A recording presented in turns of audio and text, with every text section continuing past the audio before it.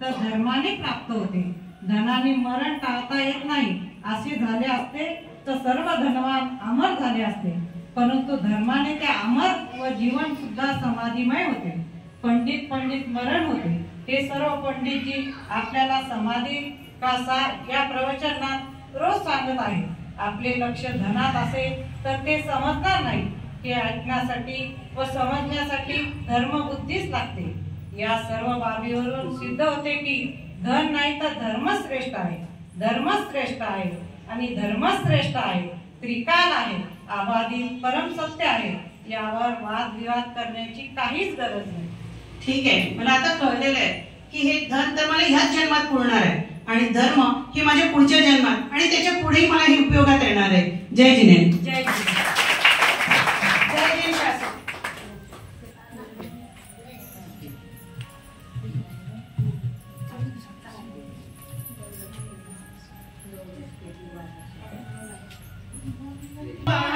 सुन लो एक दिन ऐसा आएगा, ऐसा आएगा, धन दौलत और माल खजाना पड़ा यही रह जाएगा, पड़ा यही रह जाएगा.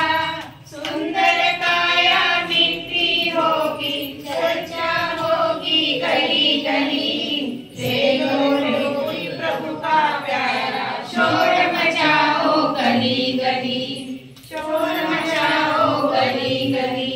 जैन धर्म के हीरे मोती मैं बिखराऊं गले गले, सुन लो रे कोई प्रभु का प्याला शोर मचाऊं गली गली, शोर मचाओ गली गली. जय जिनेंद्र. जय जय शासन.